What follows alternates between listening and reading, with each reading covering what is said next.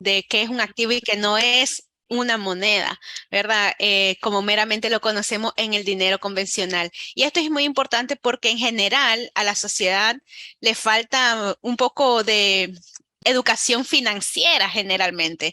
No solamente las personas que están en las universidades, ¿verdad? Ni los escolares deberían de recibir educación financiera, sino también de adultos. Tenemos muy poco entendimiento y conocimiento de qué es el dinero, cómo funciona la bolsa, cuáles son los diferentes tipos de monedas que existen, por qué una moneda es más fuerte que la otra y sobre todo yo creo que son temas muy importantes porque las criptomonedas se vienen como mucha alternativa, ¿verdad? Como alternativa ante las monedas convencionales, ¿verdad?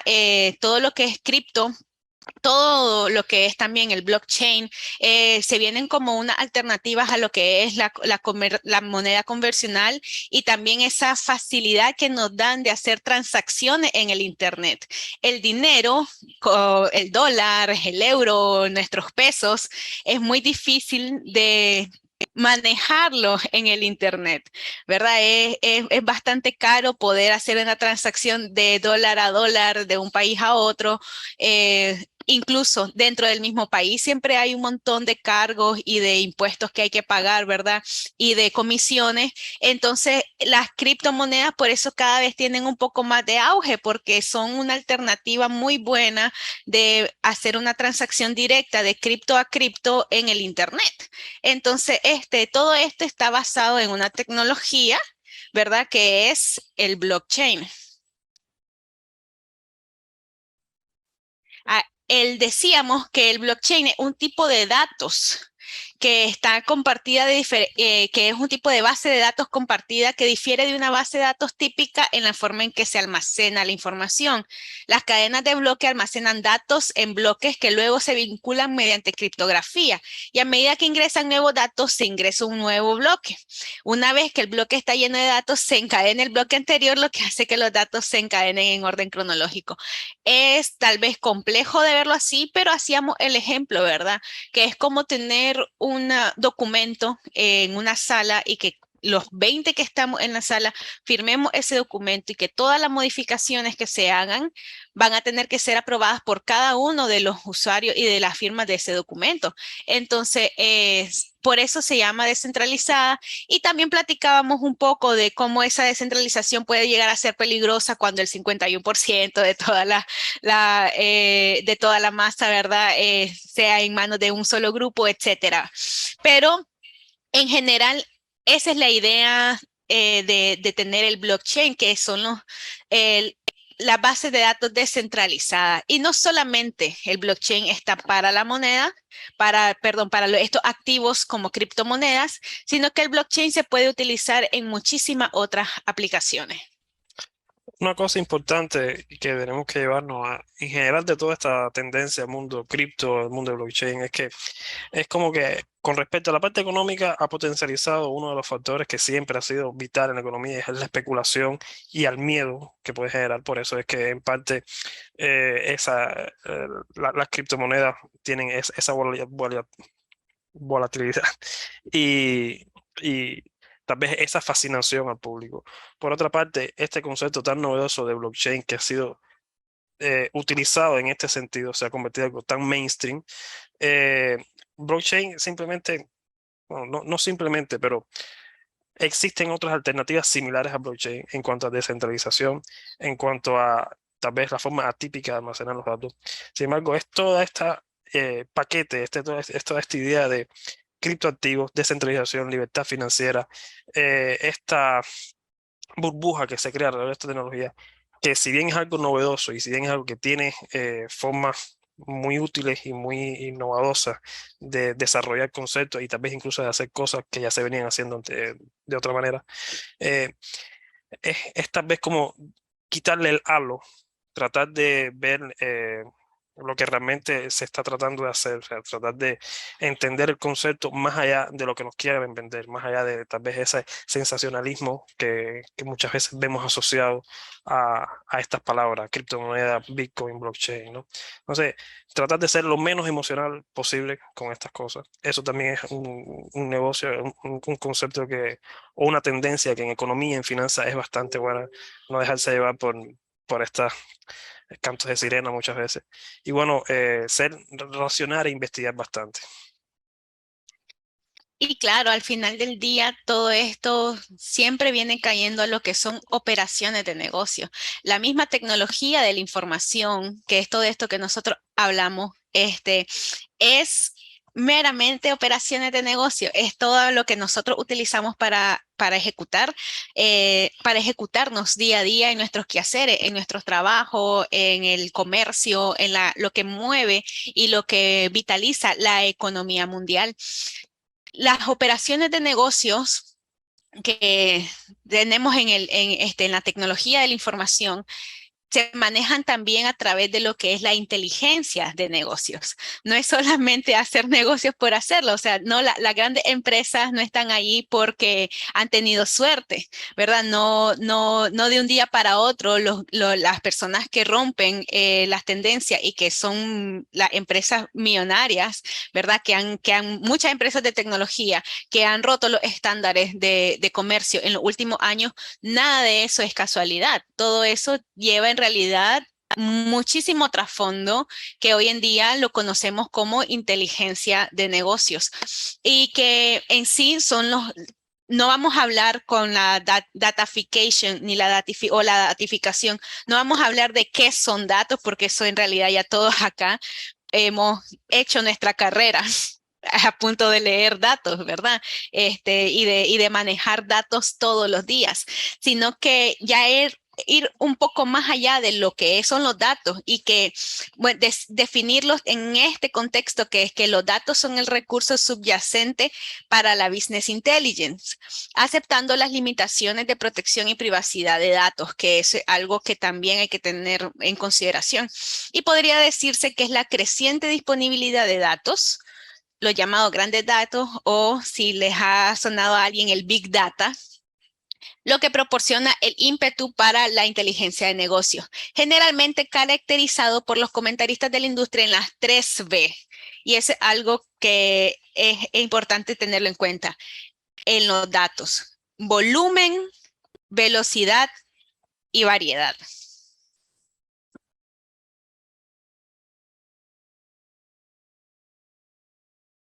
Con respecto a este punto y ampliando un poquito estos tres aspectos que se mencionaban, ¿no? Eh, es evidente el volumen de datos que se maneja en la actualidad.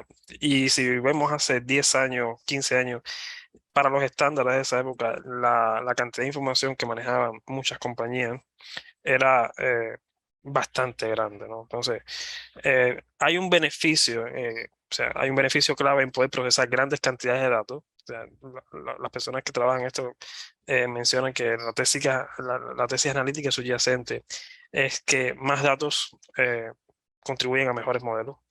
Y entonces las consideraciones claves aquí se relacionan con la escalabilidad, la distribución y la capacidad de procesamiento. Y esto es algo que se ve a nivel general y en IT constituyen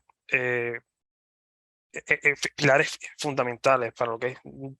Solamente estamos, desde mi perspectiva, desde desarrollo de software, cuando me hablan de escalabilidad, distribución y capacidad de procesamiento, estos son, vamos a decir que desafíos diarios en lo que es la industria, ¿no? Y mirándolo desde el punto de vista tal vez de la presentación anterior, sin un volumen adecuado, sin un manejo adecuado de estos tres puntos, no tuviésemos ni siquiera la idea de criptomonedas. La velocidad, o sea, propone que la tasa de flujo de datos es importante, sobre todo en relación con el circuito de retroalimentación a la acción. O sea, aquí necesitamos ver una serie de cosas que ya en otros webinars hemos visto. ¿A qué tan rápido nosotros podemos testear una serie de hipótesis? Y, o sea, lo que nos va a dar la veracidad de esa hipótesis va a ser una serie de datos que nosotros recopilemos. ¿Qué tan rápido nosotros podemos hacer ese proceso de iteración en la que probamos una hipótesis, recopilamos datos fue bueno, fue malo. Probamos una hipótesis, recopilamos datos, fue bueno, fue malo. Las consideraciones clave aquí incluyen la granularidad de los flujos de datos, la comprensión de lo que se puede descartar y la latencia aceptable en relación con los datos, la toma de decisiones y la adopción de medidas, básicamente lo que estamos hablando. Testeamos sobre datos que recopilamos, construimos una hipótesis, volvemos a testear y a partir de ahí refinamos nuestro modelo. Lo que también tiene la variedad que promueven los datos, son confusos, provienen de muchas fuentes, de muchas formas diferentes. A menudo, cuando entramos en una página, los datos que vemos, nuestro nombre, nuestro apellido, nuestro email, esos pueden ser tal vez la primera capa de datos, pero existe una segunda capa de datos que tal vez es la metadata, que es desde el dispositivo donde estamos accediendo, la hora a la que a la que nos estamos conectando, a la que estamos accediendo, el contenido que estamos viendo en esa página, la forma en que interactuamos con la página, toda esa metadata también entra en esta big data que esa entidad está recopilando de nosotros. Y a partir de toda esa variedad de fuentes, se toman decisiones. Entonces aquí las consideraciones claves incluyen el grado de pérdida de información, la limpieza, la integración semántica y la versatilidad de la representación. Esta variedad supone desafíos técnicos también. Limpiar la data, organizar la data, estructurarla a una velocidad y con ese volumen, o sea, ya integrando los 3 puntos, supone tal vez el core de lo que el proceso de datificación se trata, ¿no? Y básicamente es esta relación de estos 3 puntos lo que nos hacen, o sea, lo que hacen tan dinámica y al mismo tiempo tan dependiente esta rama de toda esta, yo creo que principalmente del desarrollo tecnológico con el que podamos hacer esto. Y es importante también tomar en cuenta de que todo esto se habla y es por la magnificación que ha tenido con la tecnología digital que manejamos hoy en día. Porque nosotros estadísticamente, o sea, como la mamá de la datificación, que sería como la estadística, ¿verdad? Y la analítica, siempre se ha mantenido, es cierto, pero hoy en día, si se fijan, es muy diferente el volumen de datos que se tienen en comparación con lo que se tenía 50 años atrás. La velocidad ni se diga, ¿verdad? Entonces, y la variedad, como dice Noel, o sea, si bien es cierto que siempre hemos tenido volumen, velocidad y variedad, todo esto ha sido magnificado con la tecnología digital. Y estas son las 3 B, pero se habla de una cuarta B, que es lo que también nosotros entendemos que es súper importante en el trabajo que hacemos día a día, que es el valor. Ha surgido como una cuarta B porque no solamente es suficiente tener los datos, es importante hacer algo valioso con los datos. Sí, esta cuarta vez, básicamente lo que tratamos de lograr en la medida que trabajamos con las 3 B anteriores, ¿no? Ese valor, y más bien a lo que nosotros llamamos valor, es básicamente a lo que estamos tratando de llegar en esa iteración de eh, hipótesis, testeo, recopilación, hipótesis, testeo, recopilación. Ese valor es lo que muchas veces hasta se redefine qué entendemos por valioso. En uno de los webinars anteriores hablábamos de esta generación de la economía de confianza. Ya entendemos que la confianza es algo valioso y eso es algo que ha sido capaz de romper paradigmas como el de la similitud. Con, resulta más confiable algo que tenga un alto rate, algo en que otras personas digan que es confiable, incluso más de algo que pueda ser igual a nosotros, semejante a nosotros, y esto puede ser visto en contexto y en aspectos bien distintos, ¿no? Entonces, esa generación de valor es lo que hace como un círculo vicioso, un círculo entre estos 4 factores en la que se recopila volumen de información a altas velocidades y se limpia cualquier variedad de data con tal de alcanzar ese valor que muchas veces es algo que ni siquiera se tiene presente cuando se está haciendo el proceso, sino algo que emerge, se prueba y entonces se entiende como algo valuable. Y entonces más adelante en la presentación, vamos a ver cómo esa creación de valor sirve, o más bien esa creación sea evaluable o no, puede redefinir lo que sería para nosotros conceptos básicos de la realidad. Y entonces, cómo ese valor puede estar, puede tener una interpretación subjetiva, ¿no? En cuanto a las personas que lo estén mirando, que lo estén mirando y que lo estén haciendo, ¿no? Y justamente esa capacidad de dar valor con los datos que tenemos es lo que en realidad se conoce hoy en día como datafication. O sea, no es solamente el tener los datos, es hacer los datos algo más allá. Y ahí, honestamente, depende de la imaginación, de las herramientas, de la educación, de la innovación que tengamos cada uno en nuestras propias organizaciones, que eso nos va a dar un valor, porque a veces nos puede dar el uso de datos, nos puede cambiar totalmente todo el paradigma en los más diversos ámbitos. Y si no nos van a dejar mentir, ¿quién reconoce esta imagen? Por ejemplo, ahorita justamente estamos en la Serie Mundial, ¿verdad? Los Astros contra los Phillies. ¿Y por qué ponemos esa imagen? Porque van a decir, los datos solo funcionan en finanzas, los datos solo funcionan con economía, los datos funcionan con las redes sociales. No, los datos funcionan donde nosotros hacemos datafication y donde nosotros querramos que funcionen los datos. ¿Quién está familiarizado con este tipo de estadísticas, por ejemplo? De un pitcher. ¿Cuántos de ustedes que le dan seguimiento a los deportes? Y no solamente los deportes en sí, en general, está plagado por donde lo veas de datos. ¿Cuántos juegos jugó? ¿Cuántos lanzamientos hizo? ¿Cuántos envasó? ¿Cuántos ponchó? Etcétera. En el fútbol igual. ¿Cuántos juegos jugó? ¿Cuántos goles marcó? ¿Cuál es su averaje? ¿Cuántos pases hizo? ¿Verdad? ¿Cuántas asistencias? Todo eso es lo que nosotros utilizamos para medir. Pero ¿qué pasa? Los datos por sí solos no te dicen nada. Los datos necesitan realmente ser analizados y ser incorporados para nuestro beneficio en los más diversos ámbitos.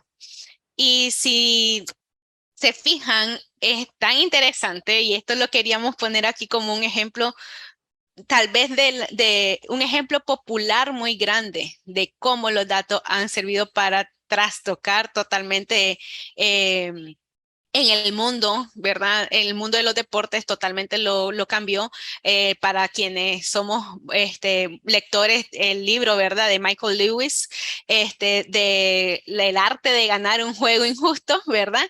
Y para los que tal vez no están en los libros, la película de Moneyball con Brad Pitt, ¿verdad? Que creo que muchos de acá la hemos visto. La relevancia que tiene, o sea, que tiene este aspecto, ¿no? De los datos en juego de béisbol, ¿no? O sea, es algo tan cotidiano para muchos, o en general en cualquier juego, pero por lo menos a nosotros nos llama bastante atención, nos gusta bastante el béisbol, ¿no? Y creo que es algo que en Latinoamérica se ve bastante.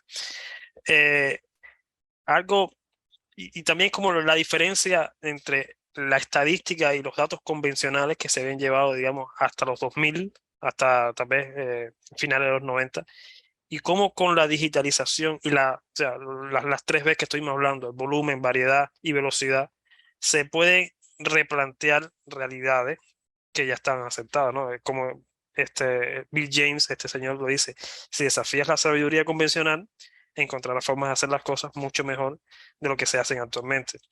Este Bill James es bueno, primero que todo, un fanático, un gran fanático del béisbol, un comentarista, historiador y económico, o sea, el hombre es un economista. Este hombre ha sido el encargado de introducir muchísimas medidas estadísticas a lo que es el análisis del béisbol.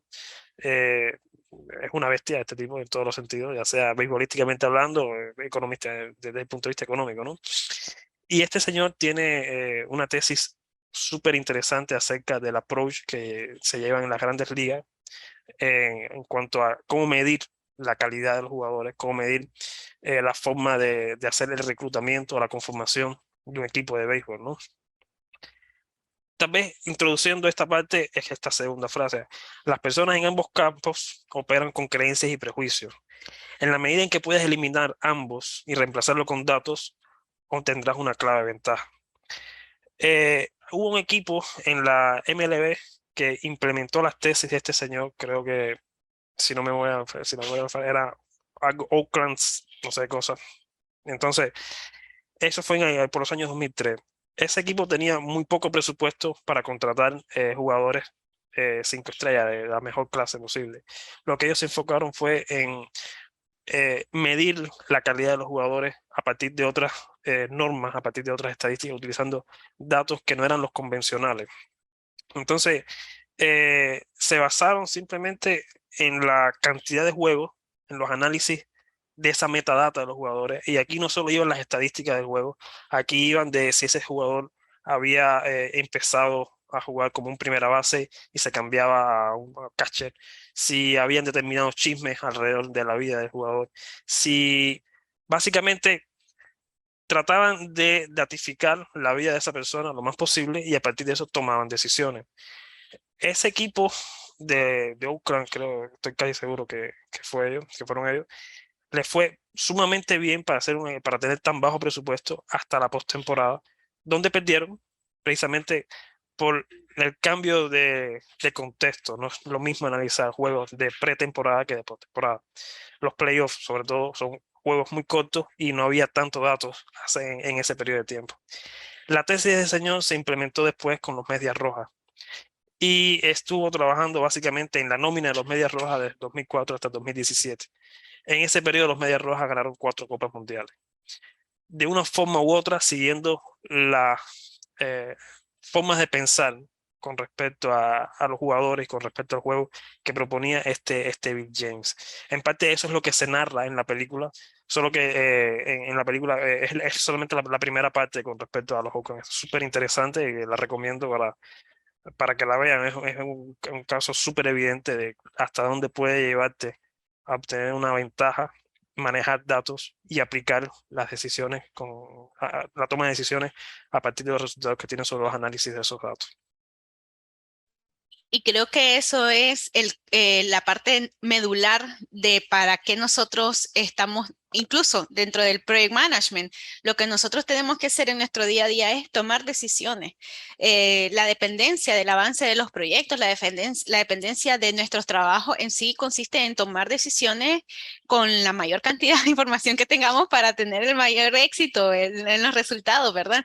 Pero ya meramente tal vez poniéndole un poquito más de nombres y apellidos, ¿verdad? A las cosas, la datification o datificación actualmente puede considerarse una tendencia tecnológica que captura muchos aspectos de nuestra vida a través de los datos, de los cuales obtenemos información que representa una nueva forma de valor para nosotros. El término datificación fue introducido en el 2013 por Kenneth Courier y Víctor Meyer-Schönberger.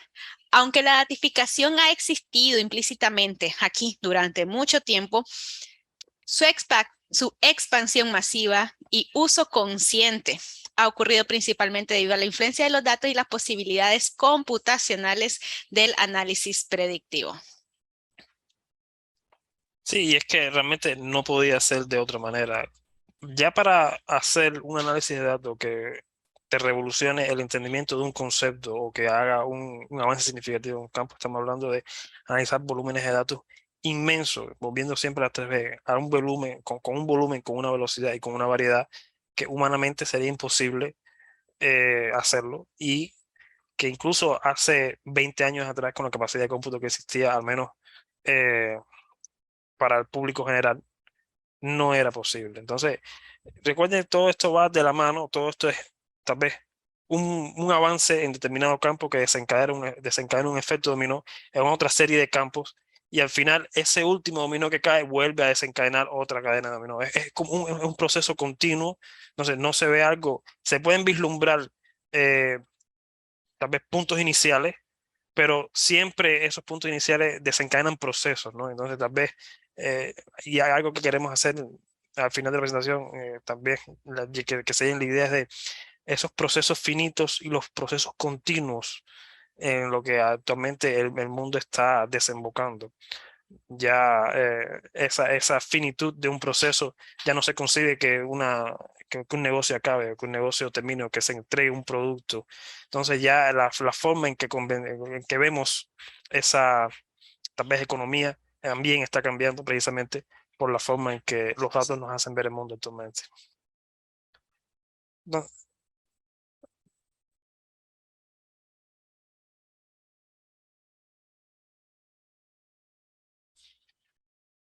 Habíamos dado varias definiciones de datificación, ¿no? Y uno de los puntos importantes que queremos mencionar en esta presentación es que dentro de la tecnología de información, la datificación está orientada sobre todo lo que es a la creación de sentido. Muchas veces, ya hemos visto también a lo largo de todos los webinars que hemos hecho, cómo surgen de la nada modelos de negocio que se pensaban, se consideran impensables, o se consideran bajo los análisis convencionales, bajo los análisis estándares, no tenían forma de ser, salvo pues repensando la situación, ¿no? La creación de sentido en este contexto, según la literatura organizacional, es la construcción de sentido, se refiere a los procesos de organización utilizando la tecnología del lenguaje. Y aquí nos vamos a poner un poquito técnico, pero después vamos a tratar de aterrizar toda esta serie de palabras, ¿no? O sea, se refiere a procesos de organización utilizando la tecnología del lenguaje, por ejemplo, etiquetado y categorizado, para identificar y regularizar recuerdos en explicaciones plausibles y narraciones completas.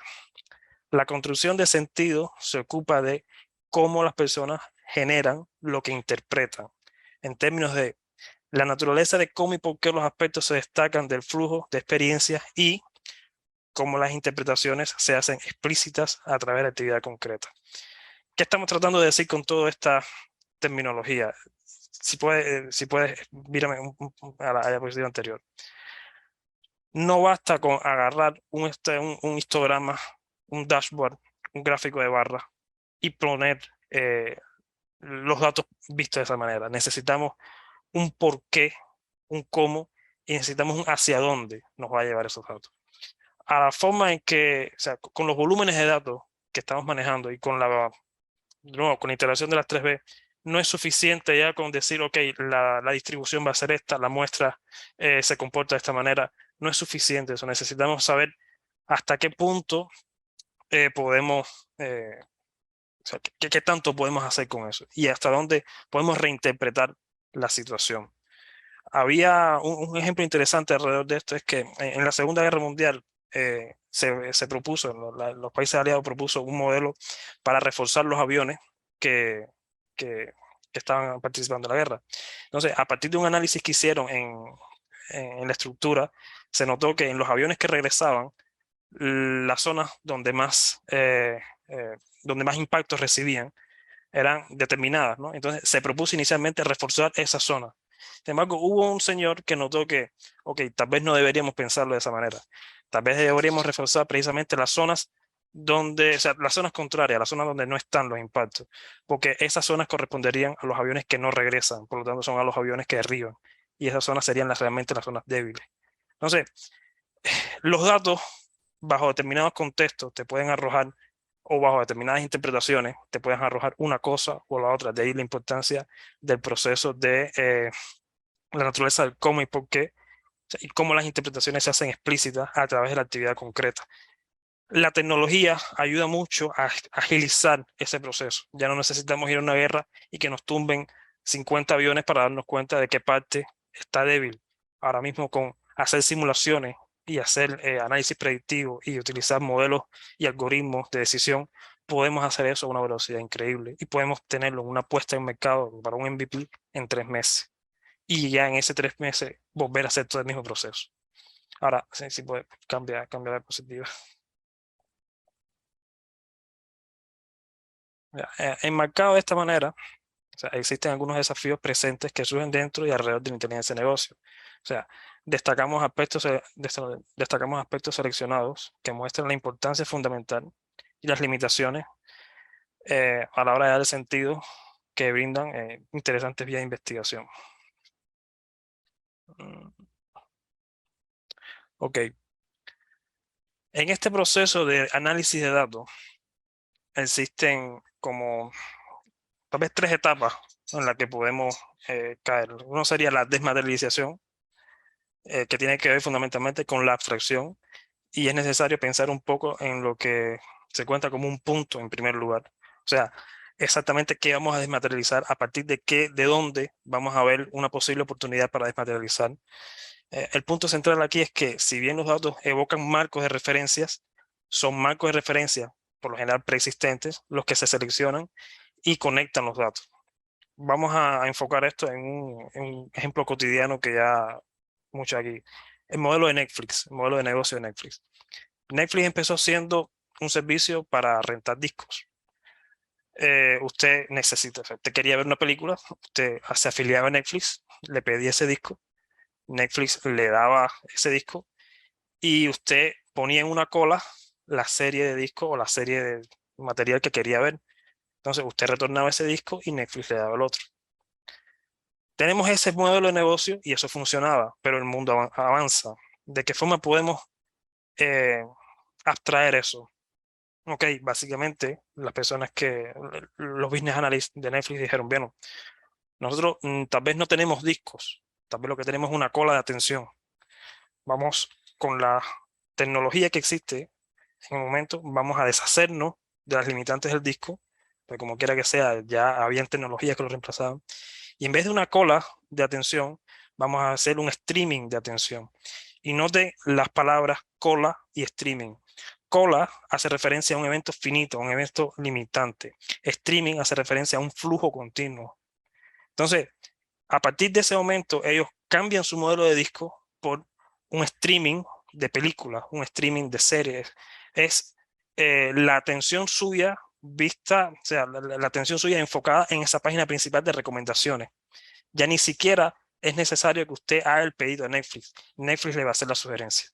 Entonces, ese modo de transición de disco o de cola de atención a streaming es lo que en Business Analyst, y eso desde el punto de vista de recopilación de datos, fue totalmente basado en el análisis que esas personas hicieron de su base de clientes.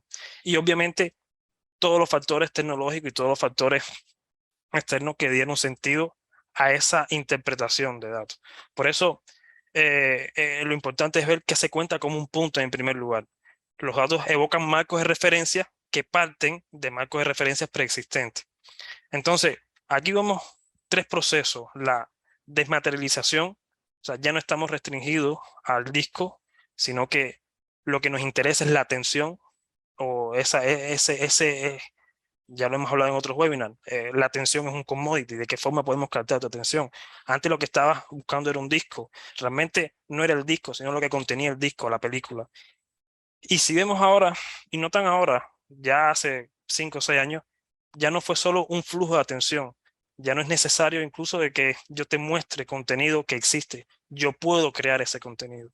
Y eso también fue otra decisión basada a partir de la base de datos que esas personas tenían, de cómo ellos podían saber lo que las personas necesitaban.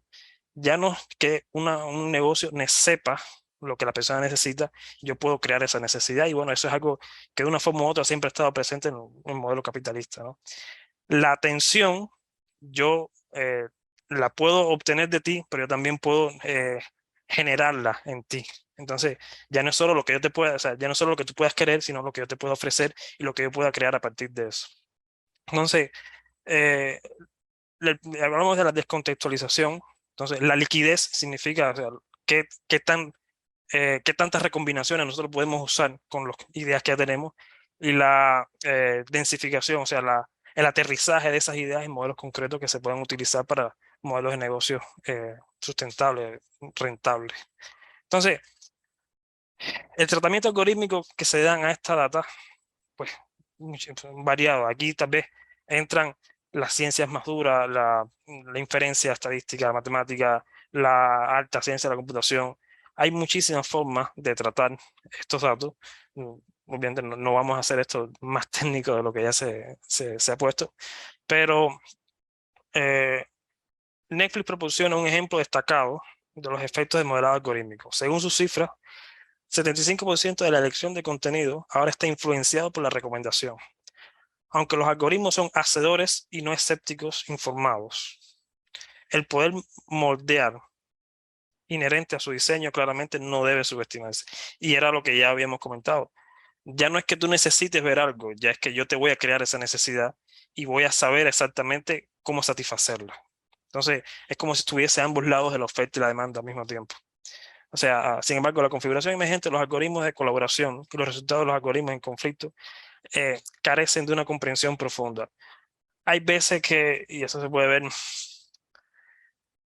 no sé si han trabajado mucho con YouTube, han trabajado mucho con Netflix. Hay veces que Netflix o YouTube nos encasilla y nos sentimos como que de nuevo lo mismo. Entonces es como que es necesario hacer ese reset de nuestro perfil, hacer como que buscar cosas nuevas para introducir un poco de caos en el algoritmo y que entonces el algoritmo eh, tal vez se reinicie, por decirlo de alguna forma, no muy técnica, pero tal vez que con la que podamos llevarnos una idea, ¿no? Ahí, pues.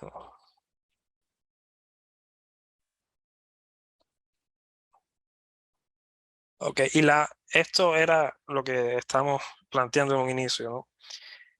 Aquí, en esta parte de presentación, podemos hablar de inteligencia de negocio, podemos hablar de filosofía, da lo mismo, ¿no? Porque con esta capacidad que tienen empresas como Netflix, por solo por un ejemplo, la forma en que nos planteamos el mundo cambia, ¿no? La sofisticación de la visualización de datos está en aumento junto con la necesidad de presentar datos más complejos de formas más estéticas e informativas. O sea, ya no es solo los datos que recopilamos, sino los mismos datos y la misma información que nosotros introducimos, de alguna forma tenemos que agarrarla de vuelta, procesarla y volverla a poner en producción. Y eso tiene que hacerse de una forma rápida y clara. Además de la sofisticación, las tendencias en la visualización y presentación de datos apuntan a que sean dinámicos, interactivos y de autoservicio por naturaleza.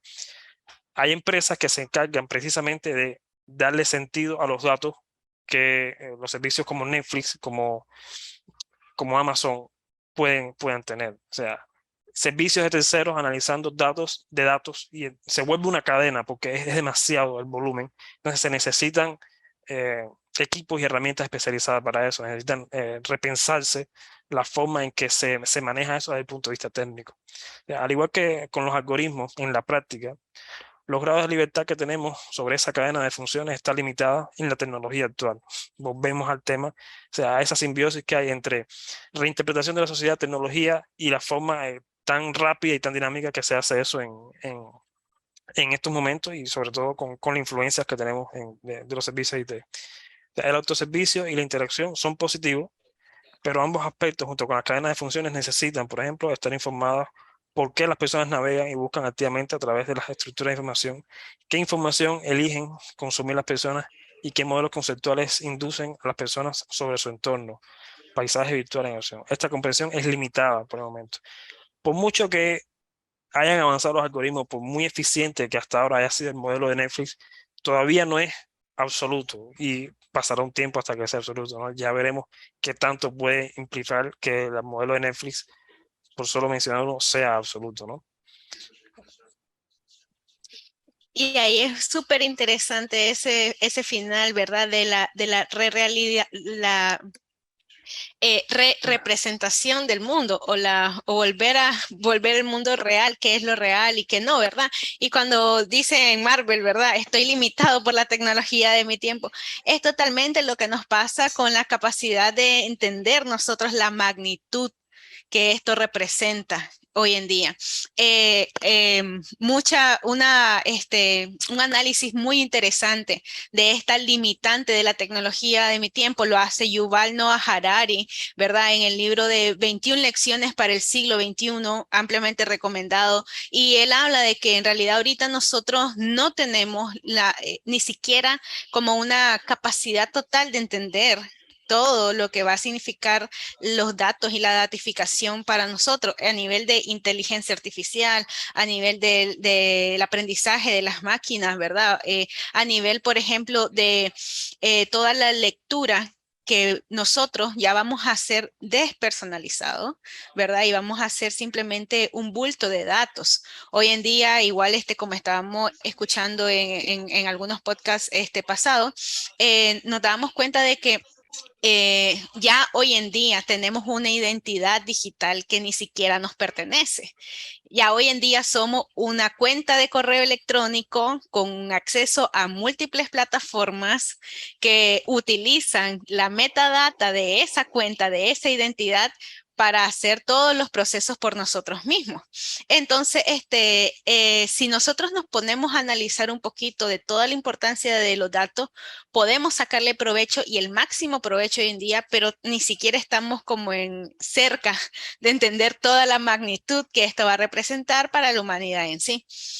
Y un poco de eso era como ir aterrizando, ¿verdad? Todos estos conceptos que técnicamente, obviamente, son muy pesados. Obviamente hay personas que dedican su vida entera a la datificación, su vida entera a lo que son el entendimiento y el análisis de datos. Y las grandes industrias están enfocadas en este desarrollo. Por eso es que se dice humanidad conectada, las máquinas aprendiendo.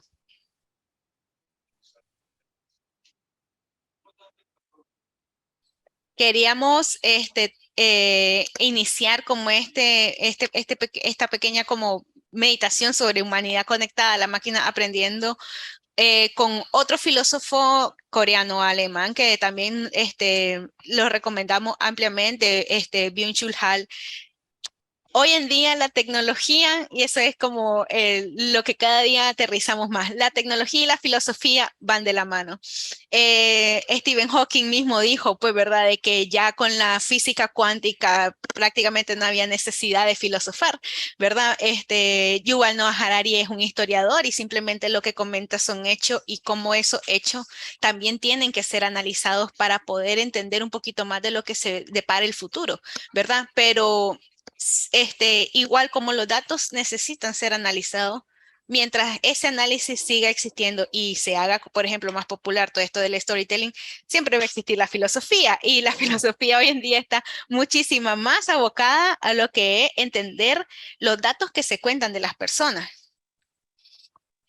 Este es un extracto del libro de las no cosas de Byung-Chul Han que sentimos que en realidad da en el clavo, como decimos, ¿verdad? De toda de la magnitud de esto. Dice, la digitalización acaba con el paradigma de las cosas, supedita esta a la información.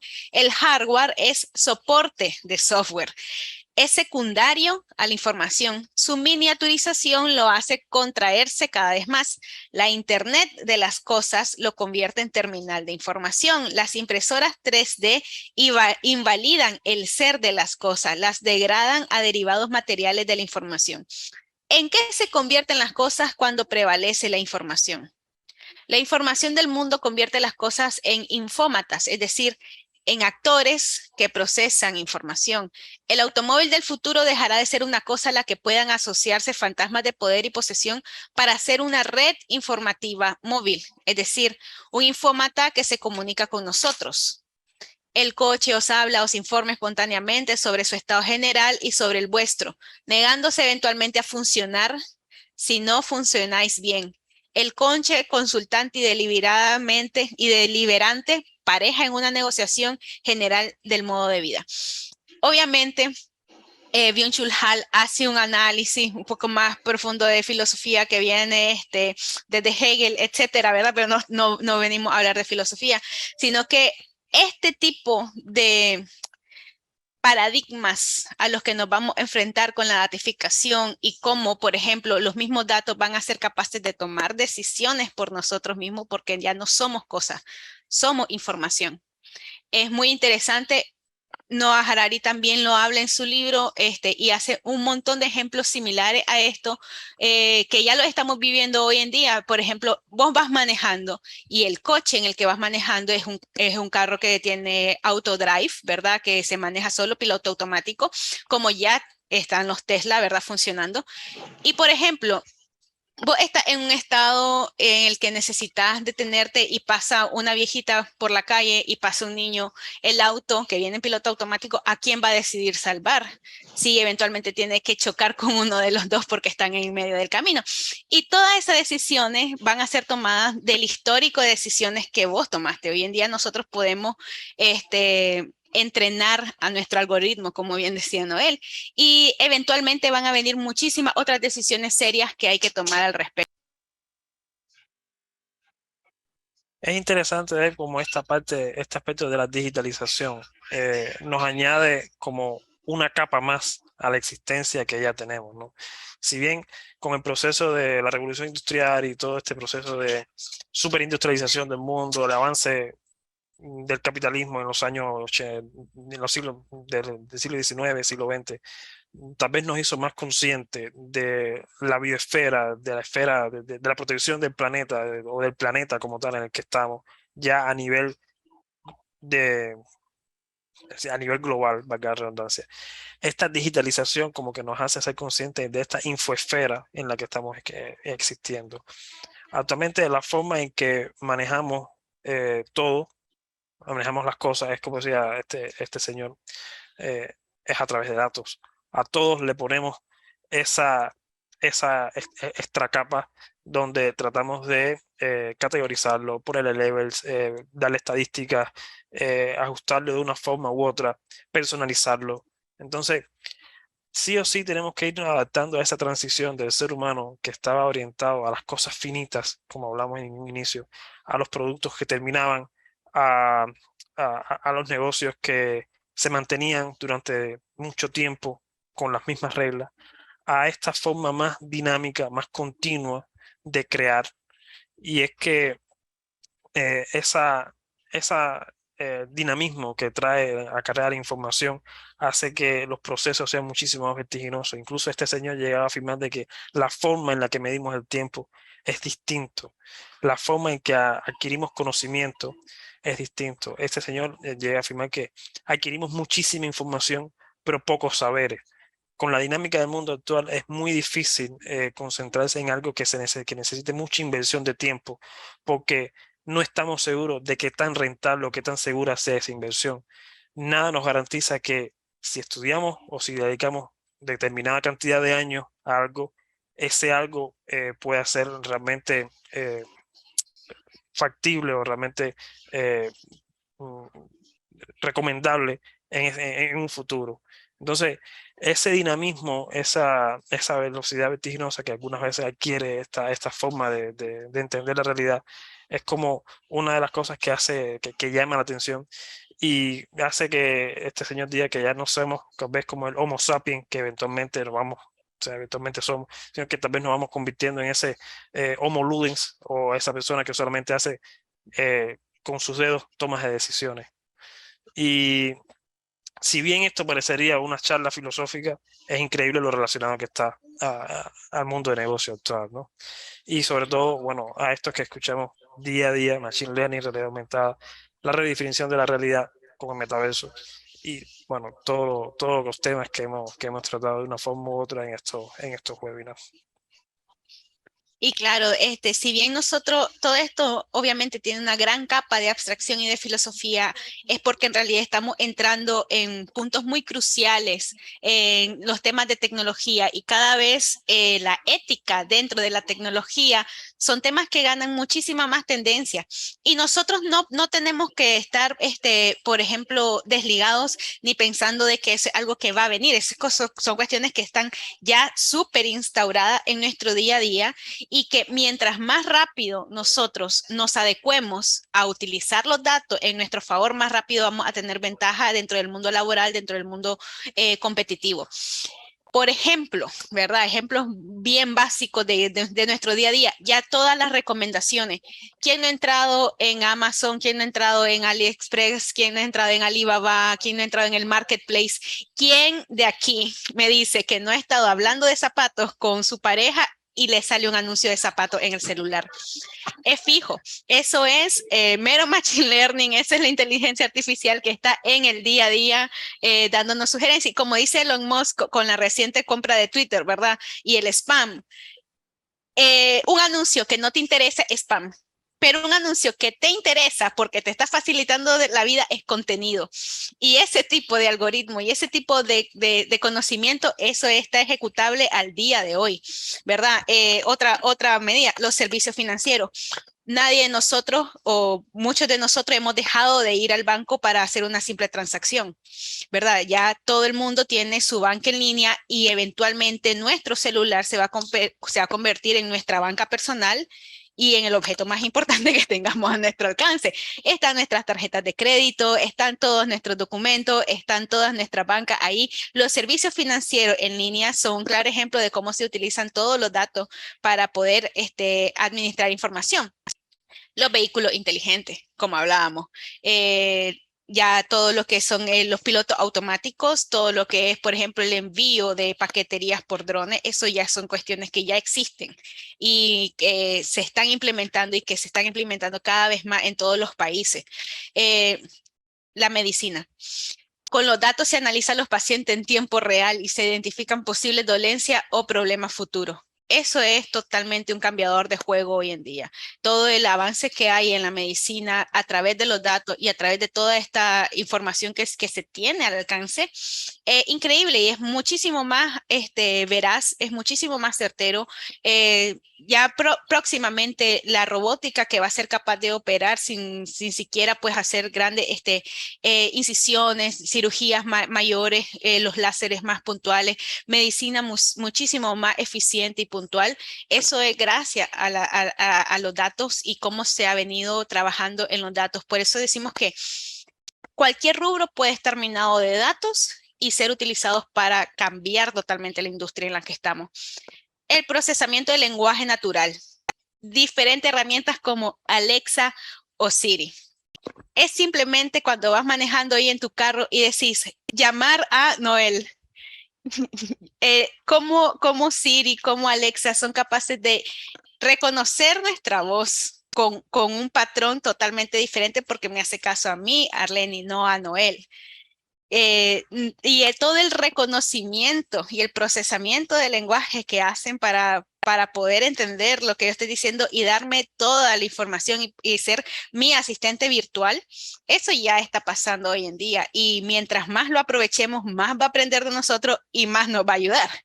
En el marketing ni se diga, es justamente lo que decimos. El marketing es el causante de que tengamos tanto miedo de que Facebook venda nuestros datos para vendernos cosas, para cambiar la política, para especular sobre un montón de situaciones. Los buscadores, Google, Bing, etcétera, ¿verdad? Que ya prácticamente no existimos sin ellos. El transporte es muy interesante y algo que utilizamos nosotros en el día a día. Para las calculaciones de rutas, de tiempos, ¿verdad? Es espectacular cómo Google Maps en realidad puede darte con tanta veracidad los puntos críticos del tráfico y calcular con un montón de patrones cuáles son las vías donde vas a mayores velocidades y darnos todavía más allá estos índices de movilidad que ellos tienen, ¿verdad? Y con los que también impactan muchísimo en la economía. Y ni se diga pues en la ciberseguridad. Entonces, todos estos últimos ejemplos son simplemente para volvernos a aterrizar en que ya estamos viviendo en una época de datificación, que ya están así implementándose y que mientras más pronto nosotros nos eduquemos al respecto, investiguemos al respecto y lo incorporemos en nuestro día a día, lo vamos a utilizar a nuestro favor. Lo importante de la tecnología y de los datos es que están acá para quedarse por siempre. O sea, como dice, ya somos información, ya estamos un poquito despersonificados, ya no somos cosas y ya no son cosas, todo es información. Entonces, es muy importante para nosotros necesitar investigar, educarnos lo más que podamos al respecto. Y solo para terminar de aterrizarlo ya en algo que nosotros podamos ver como un punto a favor de esto, por aquí yo tenía en la presentación el portal de datos abiertos del BID. ¿Y qué pasa? Nosotros decimos, ok, todo eso es como para el día a día, pero en los proyectos nosotros tenemos en realidad la capacidad, por aquí me daba a un link, el enlace, ir al enlace. El portal de datos abiertos del BID, solamente lo voy a mencionar por encimita porque es solo datos, solo la datificación, ¿verdad? Que nosotros utilizamos en el día a día y cada uno que si trabajamos en proyectos es porque alguien analizó datos y dijo hay que hacer un proyecto al respecto de esto, ¿verdad? Entonces nosotros decimos, está la base de datos del gasto en inversión pública en América Latina. Están los indicadores digitales, están los datos asociados al panorama de envejecimiento y dependencia en América Latina y el Caribe, índices de mejores trabajos, encuestas de salud de mujeres en Surinam. Pero como estos que están aquí, simplemente datos abiertos, cada uno de nosotros trabajamos en proyectos que han sido después de analizar ciertos datos en donde hay carencias, en donde hay oportunidades, en donde podemos encontrar y conseguir beneficios. Entonces, eso es simplemente para que nosotros nos pongamos al tanto, para que que nos demos cuenta, si no nos habíamos dado cuenta antes de la relevancia que tiene la datificar, que no es lo mismo hacer estadística, no es lo mismo consolidar a como hemos venido diciendo, sino que es esta datificación con el uso de la tecnología. Y bueno, de nuestra parte, si gusta añadir algo más, Noel.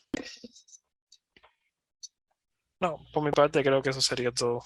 Creo que de alguna forma u otra hemos tratado de darle un cierre con esta presentación a la mayoría de los puntos que hemos tocado en otras y bueno, tratar de condensarlo todo, desmaterializarlo, hacerlo líquido y condensarlo de otra manera. Bueno, muchísimas gracias a todos por estar presente y claro, si tienen algún comentario, alguna pregunta, con muchísimo gusto. Excelente presentación, Arbeni y Noel. Me parece que Herminia tiene levantada la mano, no sé si tiene alguna consulta. Sí, buenas noches. Hola, ¿me escuchan? Sí. Sí, sí. Buenas noches. Buenas noches. Bueno, felicitar a Arlene y a Noel por esta presentación que me parece súper interesante y súper valiosa porque, bueno, fui apuntando varios datos, pero mientras apunto me surgen ideas y más y más y más y más preguntas. Pero creo que en todo caso lo que logré interpretar de esta presentación es realmente la cantidad de información que tenemos, los datos que en una organización o una institución, el no darle la importancia a los datos, mira, a ese cúmulo de, ese volumen de datos que se tiene, la velocidad con que ellos pueden procesar, ¿verdad? Y que al final te lleva a esa cuarta vez que es el valor, que creo que en muchas organizaciones y muchas instituciones no se le da ese valor. Acumulan información y la verdad es que no les sirven para nada porque siempre toman decisiones erróneas justamente porque no se le está dando ese valor a la información que se está generando de los proyectos. Y me refiero a proyectos porque, bueno, he trabajado en proyectos, ¿verdad? Decía Noel, el hecho, digamos, de que se recibe información pero no se aprende. Y eso es correcto porque nosotros jalamos información, buscamos información y tenemos un montón de documentos que podemos tener ahí apilados, pero al final no aprendemos. Y he visto, por ejemplo, en algunos proyectos, y me refiero incluso en el término del emprendedurismo, donde mucha gente dice, ya nos hemos capacitado, tenemos mucha y mucha información que nos vienen a dar, pero la gente no la aplica. O sea, no está aprendiendo porque no la está aplicando. Entonces, para mí, digamos, en el mismo hecho, por ejemplo, de cómo los datos se van utilizando para la toma de decisiones importantes, el cambio climático lo hemos visto que hay estadísticas de cómo va el cambio climático. Sin embargo, algunos genios del mundo, ¿verdad? Dicen que no es cierto y que por lo tanto no apoyan esa iniciativa y entonces vamos a ir a situaciones de catástrofe porque sencillamente ese nivel de poder obvia, ¿verdad? Ese nivel de información que se ha venido generando. Entonces, creo que para las organizaciones es importante, como decía Arlene, bueno, somos información y la información tiene poder, pero hay que hacerlo para bien, porque en todo caso estamos en esta dinámica y creo que es importante que todos los que estamos en proyecto y los que no estamos en proyecto, que tenemos un negocio chiquito o grande, podamos realmente esta datificación manejarla y utilizarla para el bien de poder prosperar y hacer cosas buenas. Pues entonces eso era mi observación y realmente muy interesante. Y felicidades. Muchísimas gracias. Gracias, muchísimas gracias. Morena, adelante.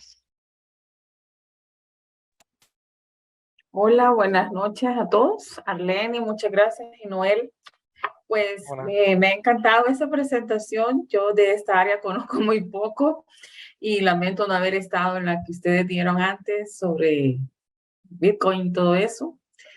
Me hubiera gustado estar, Arlene, pero de todos modos, no sé si en esa ocasión te preguntaron qué pensaba sobre el proceso, porque es mi país, el país donde vivo, El Salvador, con lo del Bitcoin. Entonces, tal vez sí me querés dar una opinión de esto. Y bueno, eso es aparte. Pero luego de esta presentación, yo tengo una pregunta, pero así como más, o sea, más práctica, ¿verdad? En el sentido de que al ciudadano, a la persona común y corriente, ¿qué papel jugamos? ¿Qué rol tenemos en todos estos procesos que tú nos has explicado? O sea, somos meros consumidores, o sea, estamos, digamos, ya sin nada que poder hacer al respecto, ¿verdad? Desde ese punto de vista, porque ¿quiénes son los que utilizan esas grandes informaciones, estos datos? O sea, para beneficio de quiénes, ¿verdad? Y bueno, podríamos hablar que son un montón, pero quizá en esa parte práctica me quisiera, bueno, saber hasta dónde pues nosotros podemos hacer algo o qué rol jugamos simplemente como meros consumidores. Eso es. Gracias. Buenas noches. Excelente y muchísimas gracias, Morena. Yo voy a hablar de la segunda parte de esta última pregunta y voy a dejar la del Bitcoin, ¿verdad? Y el caso de Salvador Noel, que sí, la vez pasada tocamos un poquito al respecto, pero ahí que después nos dé su opinión, Noel. ¿Qué papel jugamos? En realidad somos el centro. Nosotros como la persona y nosotros, como decía, el usuario, la información que somos el centro de toda esta mecánica, porque al final lo que hacen las grandes empresas es analizarnos a nosotros como información. Y si te fijas, es como al revés, o sea, no nosotros somos información que recolectan nuestros datos para que ellos lo analicen, y cuando digo ellos son las empresas que trabajan en servicios, en productos, en ofrecer software, por ejemplo, en ofrecer nosotros nuestros proyectos. Cada persona que ofrece servicio y producto está utilizando los datos. Y a eso que me refiero es, por ejemplo, el censo es tal vez la forma de datos más antigua que podemos encontrar para definir dónde van a ir los proyectos, por ejemplo. Y a nivel de las grandes empresas que venden productos y servicios, ellos no utilizan no solo nuestros datos, como decía Noel, de la data básica, ¿verdad? Sino que también de la metadata. Hoy en día, por ejemplo, ¿en qué rol juego yo si tengo un pequeño negocio y quiero vender mis productos, ¿verdad?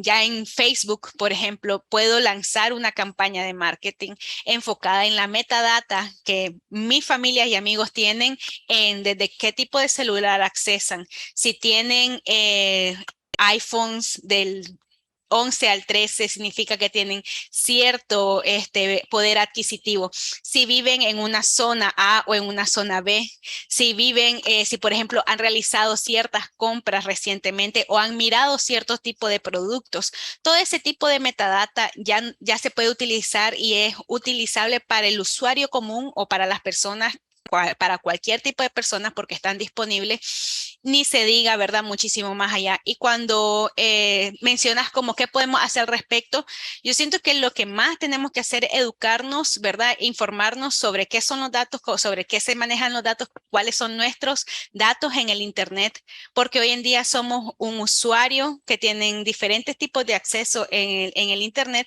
y los podemos utilizar a nuestro favor. No es, por ejemplo, que toda la información que yo soy la vendo, ¿verdad? Y no necesariamente, si bien las campañas de marketing pueden ser bastante intensas y fuertes y casi que, como dice Noel, generan la necesidad de comprar, ¿verdad? Siempre puedo ser un consumidor informado, saber, por ejemplo, de dónde vienen mis productos, qué poder hacer al respecto, ¿verdad? Mantener nuestra ética personal y recordar de que estamos hoy en día, por ejemplo, yo utilizo un reloj que me cuenta los pasos, las calorías, que me dice en qué tipo de ritmo cardíaco ando. Ese tipo de aparatos, por ejemplo, han venido también a salvar a muchas personas de que vayan al hospital, por ejemplo, en el momento preciso, de que mantengan un estilo de vida sano, y eso depende siempre de cada usuario, siempre depende de cada persona. O sea, el punto final somos nosotros, y somos nosotros quienes tomamos estas decisiones y podemos tener un impacto positivo o negativo para nuestra propia vida. Podemos dejarnos consumir y ver Netflix todo el día porque nos mandan películas que nos interesen, o podemos también tener un estilo de vida activo, etcétera, etcétera. Entonces, yo creo que desde esa parte estamos fusionados ya. Google ya maneja en tu celular si vos te moves, si estás trabajando en casa o si estás trabajando en la oficina, y de tu casa a la oficina cuando te moves, si vas a los parques, si vas a los centros comerciales, y esos índices de movilidad ya se manejan y son, la verdad, un termómetro de las economías nacionales.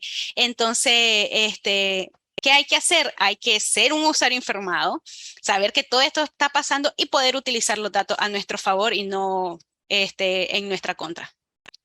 Excelente, muchas gracias. Con gusto. Bueno, mucho gusto, Morena. Con respecto a la primera parte de tu pregunta, ¿no? Y era relacionado al tema que tocamos en el webinar pasado, y en particular a nuestra opinión sobre el uso del Bitcoin en El Salvador como moneda oficial, ¿no? Y en ese momento recuerdo que dije que me parecía algo extremadamente audaz, pero que a un año de haber sucedido, más o menos hace un poco más de un año, ¿no?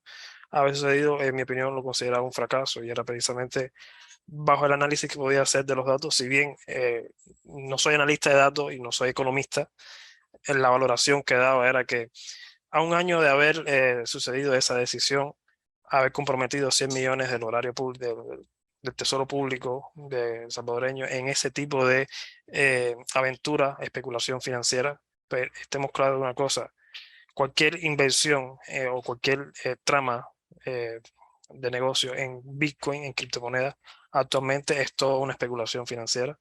Me parece que era ponerle una carga económica, ponerle una presión económica a un país que se veía con deuda, y que incluso ese tipo de decisión le lleva a estar en, no sé, no muy buenos términos con el Fondo Monetario Internacional, con determinadas deudas que eso pudiese contraer.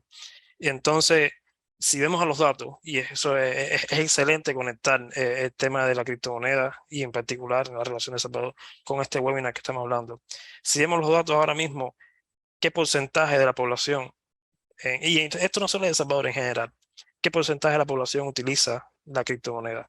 ¿Cómo la utiliza? Porque no es el hecho de que lo utilice. Usted puede agarrar un Bitcoin, puede fragmentarlo y puede hacer transacciones con eso.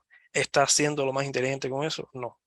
El Bitcoin no se utiliza de esa manera, y todo usuario versado un poco en eso le va a decir que lo que está haciendo es una locura. Las monedas que se están transaccionando ahora mismo en El Salvador, o en países que han tenido iniciativas similares, son las más convenientes para hacer eso. Una de las cosas que hacíamos en el webinar pasado era enfocar el contexto en que se utilizaba una criptomoneda, y desde ese punto de vista podíamos tener como esa ambivalencia entre criptoactivo y criptomoneda. Entonces, volviendo a la opinión, y bueno, creo que la ratifico aquí, no me parece que haya sido un éxito, un caso de éxito la utilización del Bitcoin. Me parece más interesante las iniciativas que ha tenido China con la utilización del blockchain. Es muy distinto utilizar blockchain o utilizar o incentivar ese tipo de tecnología que utilizar el Bitcoin. Bitcoin es incentivarlo como una moneda oficial, es totalmente una especulación financiera. Incentivar el uso del blockchain te puede dar poner un paso adelante en el futuro, adelante la competencia. Y en ese sentido, China ha llevado a cabo transformaciones en redes sociales, tal vez proyectos públicos en el cual utilizan ese tipo de base de datos por algunas facilidades, el gobierno chino sabrá, y son iniciativas gubernamentales. El punto es que un gobierno comprometa esa forma el tesoro público no me parece aceptado, y los resultados que se están obteniendo actualmente con el porcentaje de población que utiliza el Bitcoin, la forma en que lo utiliza, e incluso las personas que tienen instalado la Chivo Wallet, el software que se habilitó para hacer ese tipo de operación, me hace pensar que no ha sido bueno. Y no solo eso, el precio del mercado que tiene el Bitcoin ahora mismo, pues hace que ahora mismo tengan más de un 60% de pérdida de ese dinero. Entonces, esa era Ok, mi opinión ok. con respecto a esa situación, y me parece interesante que nos pueda aportar algo al respecto. Gracias, Noel, muy amable. Muchísimas gracias. Y bueno, tendríamos a Miguel ya bajo la mano, no sé si va a querer participar. Miguel. Hola, Lenina. Buenas noches. Gracias a ambos por su exposición siempre tan interesante, sobre todo en el tema de tecnología. Nada más era comentar comentar un par de temas de la presentación, en el sentido que la datificación, como tú lo mencionaste, de manera indirecta, como ejemplificándolo con el censo, pues la datificación siempre ha existido. De hecho, recuerdo que en el tiempo de la universidad, la preparatoria, la datificación en ese entonces le llamábamos estadística, era la explotación de la estadística y la información. Lo que nos da la datificación hoy día el procesamiento de volumen importante de información, que nos da tal capacidad de toma de decisión para llegar a explotar un producto, saber canalizar o enfocar, el llevar un servicio o producto al mercado, y saber dónde nos puede tener un mejor resultado. Y eso mismo lo teníamos en su momento en la estadística, con los estudios de mercado y demás, que al final de cuentas hoy día los podemos magnificar. Entonces, y en ese sentido, igual como le decías ay, se me fue Morena, sí, Morena. Pues al final de cuentas podemos ser parte de ello o utilizarlo a favor nuestro. O sea, somos parte de ello porque nosotros somos la misma fuente de información a través del uso de la tecnología de hoy día, ¿no? Y podemos explotarlo, como bien lo dice, a través de el enfoque de marketing o campañas publicitarias hacia lo que queremos vender, ¿no? Esa es la parte. Y interesante, muy buen ejemplo, el tema del ejemplo de la película de Brad Pitt, porque justamente también ella nos refleja la parte donde que no se trata nada más de explotar la información estadística, sino saber cómo explotarla, porque al final de cuentas en ambos tenemos dos personajes en esa película. Tenemos al personaje que explota la estadística de la información, pero de manera más amplia, a como lo hacen los expertos en ese tiempo. Los expertos de ese tiempo se centraban justamente en las habilidades del bateador o pitcher o jardinero, según cómo venía jugando desde que entró a las grandes ligas, mientras que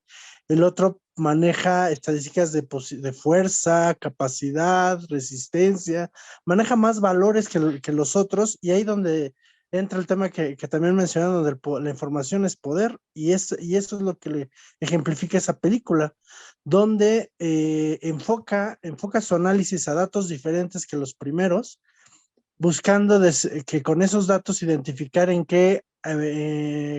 sus habilidades potenciales para poder jugar desde determinada posición. Y aunque la persona viniera jugando una posición diferente, podríamos moverlo de posición y enseñarle a jugar esa posición, y va a tener mejor resultado que dejarlo jugar de pitcher, por ejemplo, ¿no?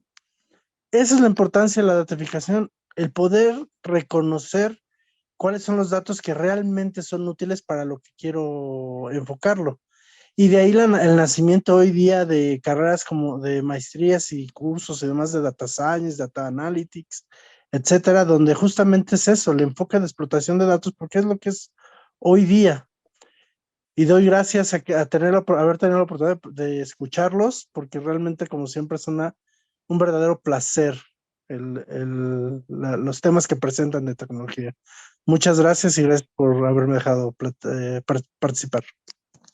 Muchísimas gracias a vos, Miguel, por estar presente y por haber prestado atención a toda la presentación. Le agradecemos. Y también, sí, hay muchísimos cursos de Data Analyst, de Business Analyst, ¿verdad? Hay algo que le va bien, muy bien a nosotros como Project Manager, que se lo recomiendo, que es el Storytelling. Que si alguno busca también algún tipo de curso, creo que por ahí puede estar un match muy interesante. Y adelante, Jorge. Gracias, Arlene. Igualmente, sumarme a las felicitaciones de la presentación tuya y de Noel. Una consulta o una pregunta, y de acuerdo a tu experiencia, con tanta información que hoy en día existe, y con lo que nos has comentado, ¿dirías que el marketing está pasando o está migrando de una estrategia emocional a una estrategia más racional? Excelente, Jorge. Noel, si quieres. Eso es interesante porque más bien racionalmente nos están tratando de vender emociones, ¿no? O sea, es como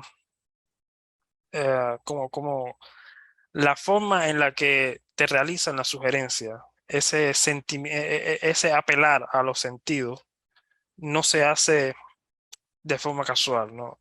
Y el marketing siempre ha sido bueno en eso, ¿no? En incentivar emociones, en crear emociones, en generar esa, ah, esa empatía o no, o al menos en generar la reacción, ya sea para bien o para mal. Me decía, no hay marketing malo, no hay mala publicidad, solamente es el hecho de que si te llama la atención ya tengo el resultado. Entonces, eso igual es algo bien debatible, bien discutible, de hasta dónde las barreras éticas, las barreras morales de esas prácticas. El marketing, como todo, creo que una de las cosas que más se ve influenciada por los datos es precisamente el marketing. Se hace más incisivo, se hace muchísimo más personal. Entonces, es posible y definitivamente, en mi opinión, es más, a la vez que es más personal, es más emocional, ¿no? Es esa simbiosis, ¿no? Pues nos llega más. Entonces, creo que se potencializa con estas formas de consumo. Era como hablamos, ya de una cola de pedidos en Netflix, lo que tienes es un streaming. Y entonces es más fácil, pues, entenderte, manipularte, sugerirte y sugestionarte a partir de tu consumo. Y eso solamente con el caso de Netflix. A partir de ahí, como decía Lenny, cuando buscamos algo, hacemos una búsqueda de algún producto en Internet, Facebook nos recomienda, Facebook sabe, Google sabe, los datos nuestros no nos conocemos, nuestra huella digital es bien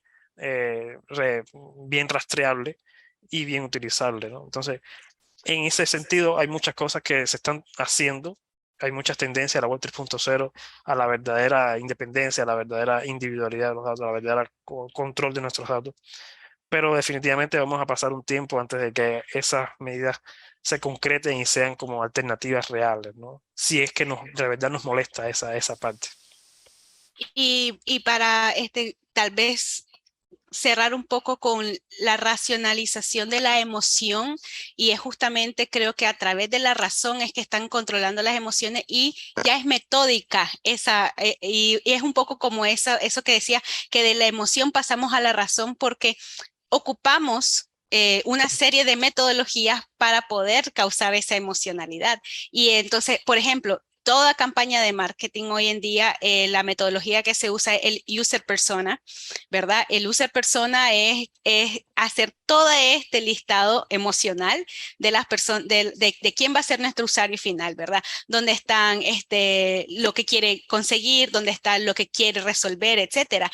Y también estos, por ejemplo, los mapas de empatía o el Empathy Map, ¿verdad? Que básicamente son como dos metodologías racionales que están únicamente diseñadas para que a través de cierta pregunta y un cierto cuestionario y cierto formulario podemos encontrar los puntos donde se genera más emoción. Entonces, el marketing lo ha hecho muy bien a nivel como de conseguir estos resultados, ¿verdad? Que al final se podrían o no medir, cada quien podría medir o no el éxito, ¿verdad? Que pueden tener, que puede significar, pero sí lo ha hecho muy bien a través de cómo racionalizar esos procesos emocionales para conseguir esos resultados. Pues entonces, por ahí sería como mi aporte al respecto. Gracias. Y bueno, muchísimas gracias, Cristian, muchísimas gracias a todo el equipo de Gestum. Para nosotros siempre es un gran placer poder crear y generar discusiones, ¿verdad?, acerca de la tecnología. No, gracias a ustedes, Noel, Arleni. Y nada, y a todos los que nos acompañan esta noche, así que bueno, desearles que pasen un feliz fin de semana. Por ahí si quieren ver las repeticiones de los webinars pasados, ahí les he puesto el link de nuestro canal de YouTube y ahí van a poder ver las repeticiones. De hecho, este webinar lo estaremos cargando el día martes, así que lo van a poder volver a ver también. Así que nada, muchísimas gracias Arleni, Noel. Les deseo un buen fin de semana para todos. Jorge, Morena, Luz, Miguel, César. Gracias, Cristian, igualmente. José, No ha habido Hermín, asistencia, ¿no, Cristian? Gracias. Errol. Sí, ya lo pasamos, ya. Ya se pasó el link. Sorry. Te lo vuelvo a pasar después por WhatsApp, no te preocupes. Gracias. Listo. Muchísimas Ok, gracias. gracias. Chao. Muchísimas gracias. Un abrazo. Buen fin de semana. Bye, bye. Chao, chao. Gracias. Gracias.